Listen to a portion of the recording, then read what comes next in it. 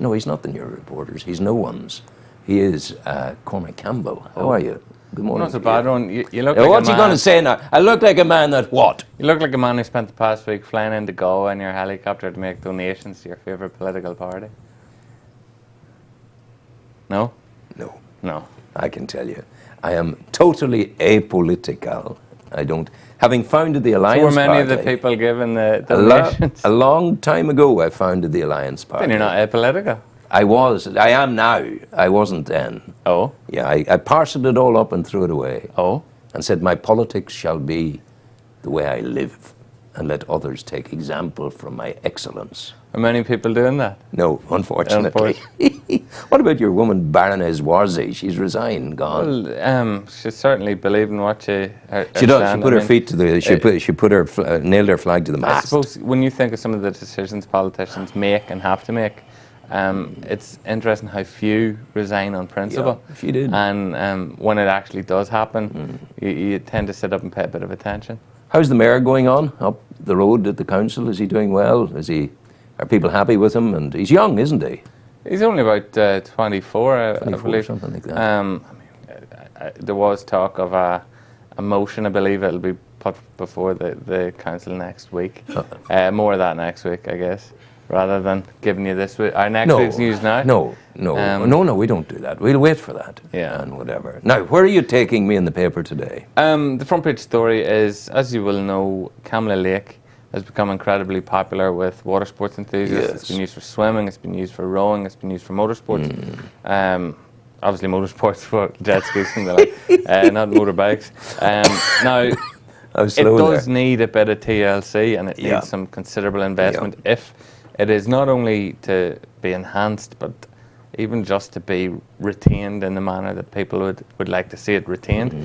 And they estimate that it needs about £2.5 million of restoration. What restoration has to be done? Lots. But what is it? What does it involve?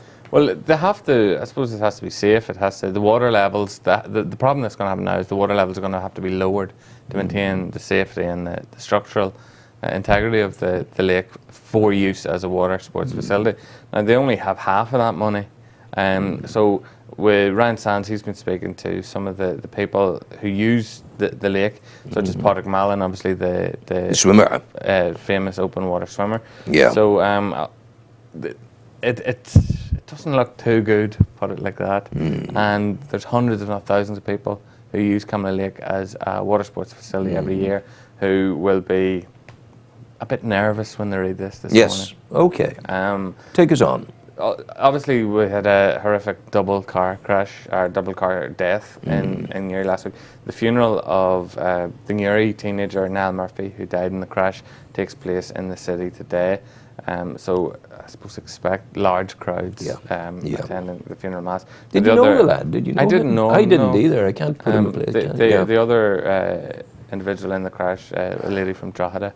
So the funeral will be taking place in Drogheda.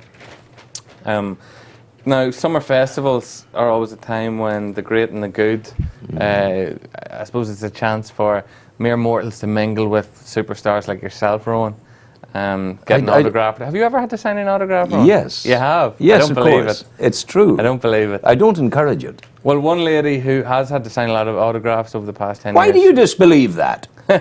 How dare you? One lady who has had to sign a lot of autographs over the past 10 years is Christine Bleakley. And a decade ago this week, she was actually in Restrever. Who is she? Filming her first TV show. Is she a famous person? Yes. She would be. She was actually born in Newry, but raised in Newton Ards. She was a bit of a TV personality here before moving to England. She hosted the One Show in England, Dancing on Ice, things like that. She's Frank Lampard's fiancée.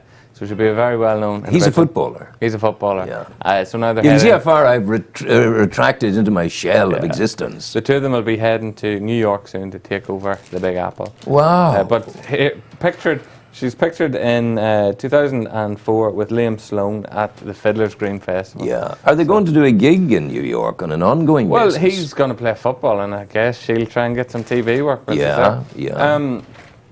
Moving swiftly on, we've obviously seen large investment in the canal, and now we're starting to see some of the benefits, perhaps. There's two businesses keen on installing cafe barges on the canal, which would be the first business done on the canal in a very long time. So Courtney's Cafes, be a familiar sight in Uri, they've got plans for a barge at the junction of Buttercrane Quay and Francis Street, so just in the water there. Yeah. The other is a lady from Kilkeel who lives in London, Coleraine Fox, and she's planning on bringing her barge to the Albert Basin from next month onwards. She's arriving in the Albert. The barge is arriving on board the sea truck on the 15th of August, and on that day, the barge will come up into Newry and will moor in the Albert Basin, and all things will flow from that. It's very exciting because this is something that I think we've all wanted to see for a very long time, and now we're starting to see it happen. So there's more needs to be done, but this is very positive steps. Another thing that will perk interest among people is the potential sale of Jennings Park.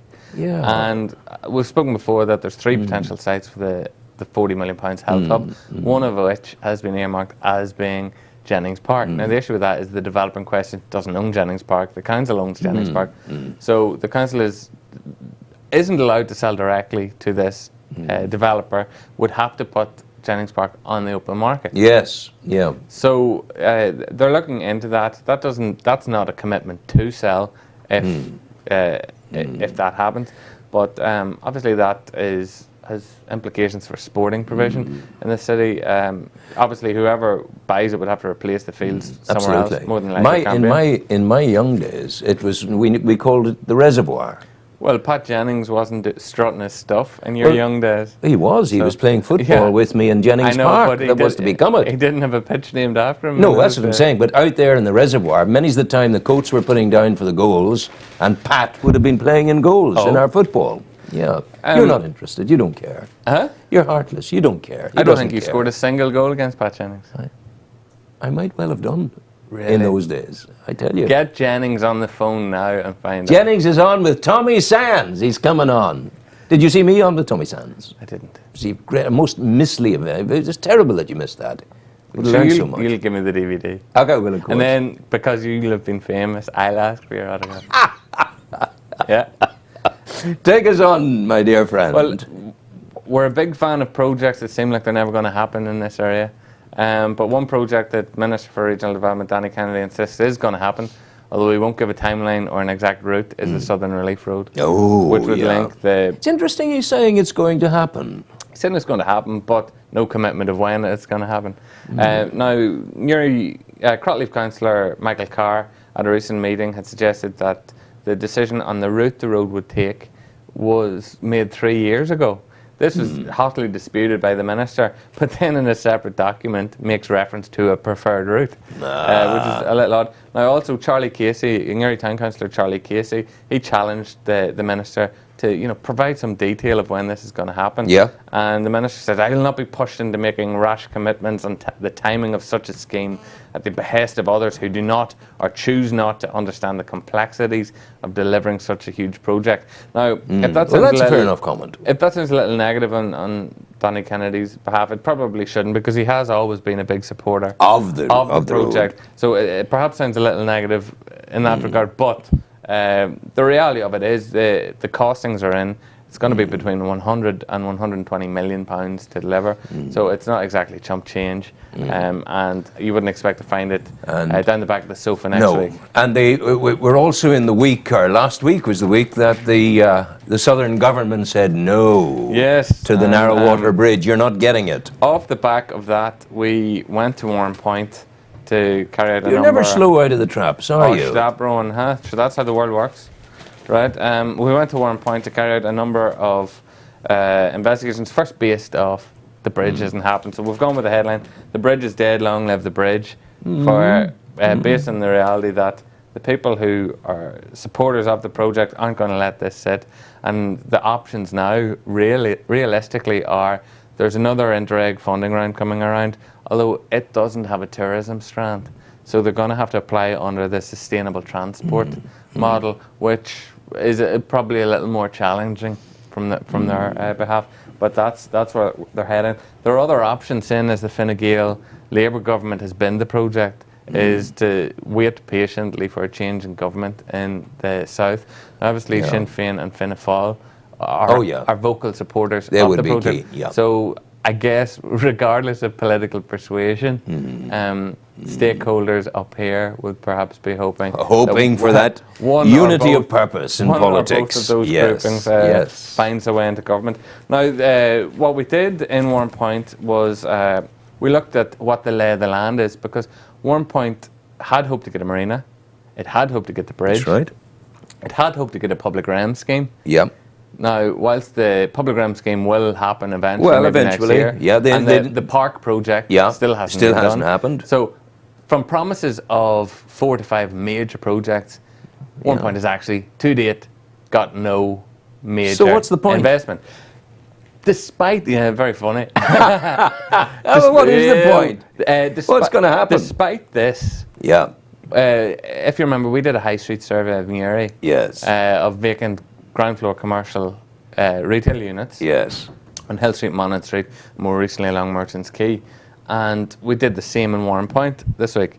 And believe it or not, in the whole of Warrenpoint, there are only 5 vacant ground floor commercial units. That is, given the lack of investment Warrenpoint has had in recent years, that is a stunning...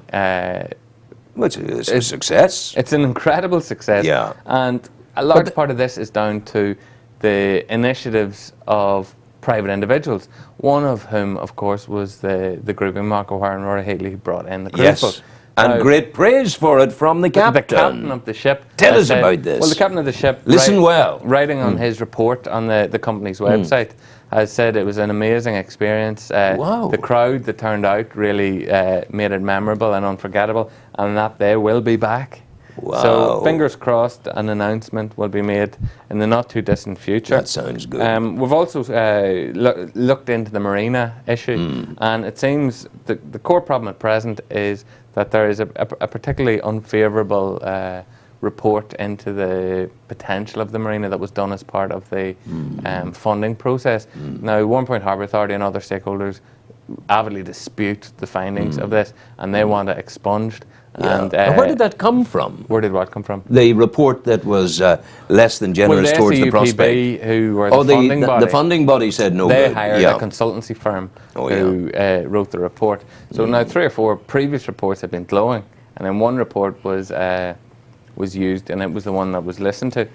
We've also spoken to the geotourism people again. They've given us some great stories. Ozarma, Coastline, Wallsleeve, Gullion Volcano, etc. Absolutely, solid as a rock. So now Dr. Siobhan Power, she has, it's a story always worth reminding people of, the true story of Clockmore. Yes. Not, as well as the mythology and the folklore. Mythology's bit of the Ice Age element of things. Now, the thing I found most interesting was that it was said that Finn McCool had thrown Clockmore Stone at Roosker, the Scottish giant. Now, what Dr. Siobhan Power has said is there is indeed a Scottish link to the Clockmore Stone. So have a wee read at that. We're not going to tell them anymore. No. You find out how Scotland is involved with the Clockmore Stone. Now, one of them, something that was incredibly popular last week was part 1 of Anthony Russell's ghost story. Yes. With part 2 this week of the haunting of Miles Swindell. Believe it or not, this has had a number of people talking. It's also had people, I guess, recounting previous versions of the story. So part 2 is this week, part 3 is next week. Part 3 is the final part, obviously. Have I anything else for you? We have the new school stats. Well done, by the way, to Anthony. Well done. That's good. It's a wonderful well done. story. Yeah. A work of fiction written by a master of the art. Well done. Fiction inspired by folklore. Oh yeah. Now, schools. School stats are out. Now, this is if you're a nerd like myself. It's always you can derive tremendous information from school stats, both in terms of how many children they are, the future effect that potentially could have on services in the area, the job market, yes, of course, etc., etc., etc. Also, if you want to be base about it, you can go into religious demographics and perhaps their future outworkings in the political structures. So the SLB have published the second annual area profiles for all schools in the district, so you'll be able to compare this year's with last year's, which is always worth a look. Now, one other thing which is a bit silly is if you remember the Tutti Frutti, supposedly the world's oldest cat from Uri, Tutti Frutti received a letter from the Queen's Lady in Waiting. I don't believe this. Yeah, well, there's a picture of the letter.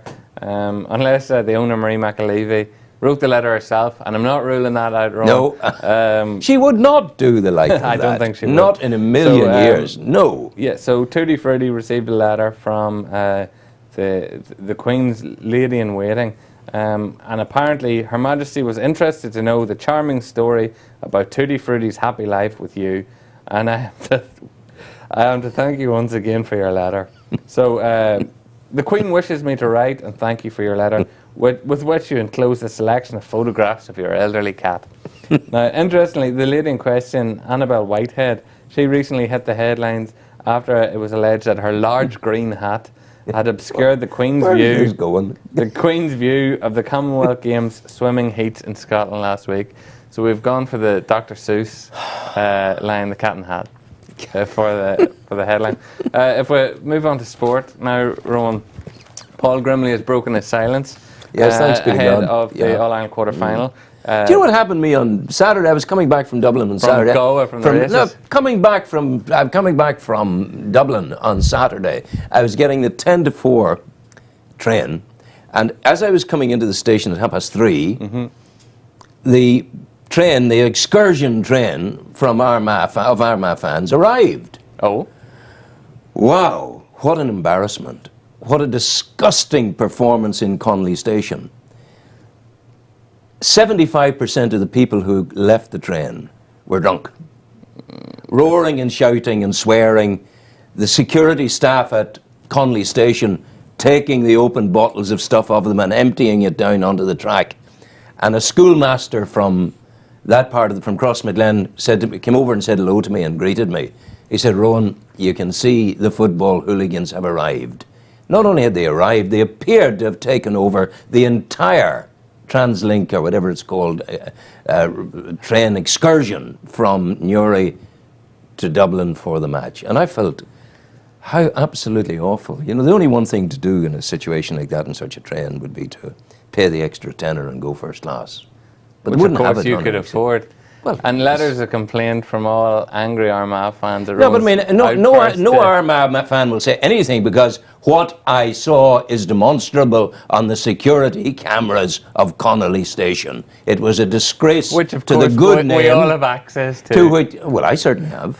It's a disgrace to the good name and the good footballing tradition of Armagh. Well, anyway, that good footballing tradition will be put to the test again this weekend when Armagh are back in Dublin to take on Donegal in the All-Ireland quarter-final. Wow, well done. With a full preview and an interview with Paul Grimley, which, as you know, has been as rare as hen's teeth in recent times. But this Armagh team can maybe do it. We'll wait and see. Wow. This weekend's a very tough test. So the silence will have paid off, the sort of dark, brooding silence. I don't think it has anything to do with it. It's part of the psychology. These guys are psychologically in tune, and they're doing, I think that's part of it. Possibly. You know? I doubt it, though. The All-Ireland, as well as Armagh football, we've got Down football, and the Down All-County League, some reports from some of the big games. We've also got soccer season coming back, and we've got an interview with Darren Mullen, the Uri City manager. We've got an interview with John Boyle, the Warren Point Town captain. Wow. And we've also got an interview with Seamus Kane, the Campbell Rovers manager, because he's Campbell in the Mid-Ulster League, but the Carnbane League is already back in action, and we've got some of the reports from the games there. One thing that really caught my eye is that Declan Brennan, the Mayo Bridge snooker player, he is on the cusp, perhaps, of a professional career in snooker, and he'll take part in his first European Players Tour Championship snooker event this week in Latvia. So he's aiming to eventually become a professional. So he'll be playing the likes of O'Sullivan and the superstars of the game. He's only 21, so he's got plenty of time. You see the slight tightening of my face when I'm encouraging you to wind up. Oh. We're heading in the direction of finality. There we are. Unbelievable sense. One final sports story, I guess, from that regard, is that Newry Wheelers' Conor McLaughlin is the new Ulster champion at under 16. So there's it's not just mountain biking, there's a bit of pedigree in this area. There's also road We're doing racing. good things, aren't we? We're not bad. We're not bad. And you're not bad yourself. Go well, take care. You too.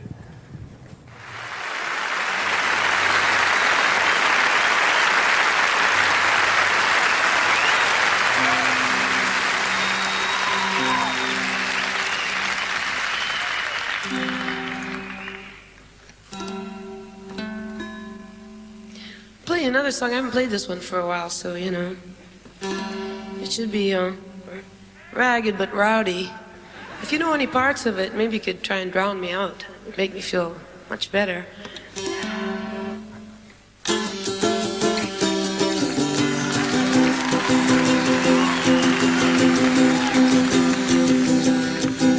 The wind is in from Africa.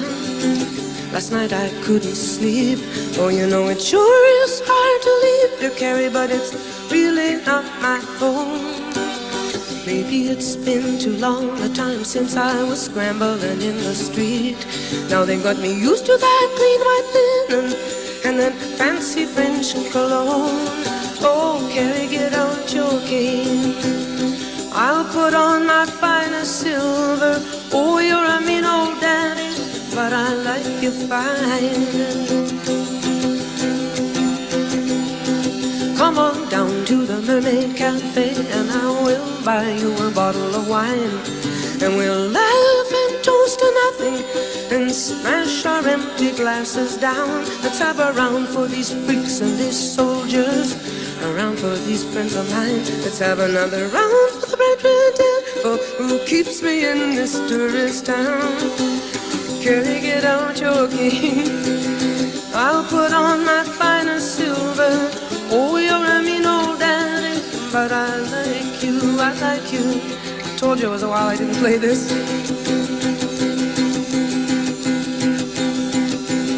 Maybe I'll go to Amsterdam now.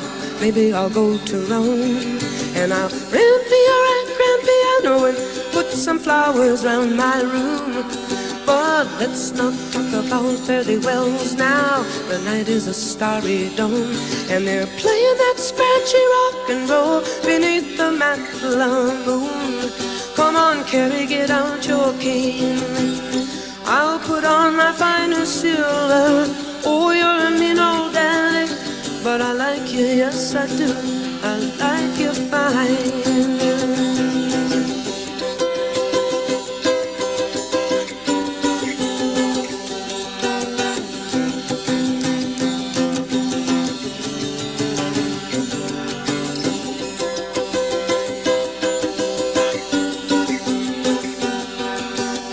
Kerry, get out your cane.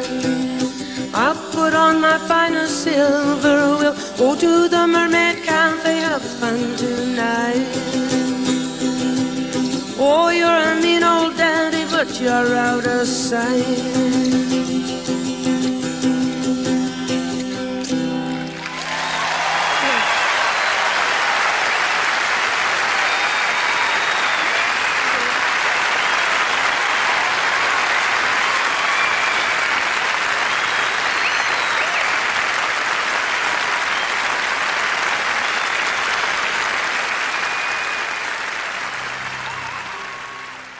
Destination Newry, it's the morning programme. Good morning, Newry and more than the world. How are you? My name is Rowan Hand. I have the joy of being your host. Another hour and 10 minutes.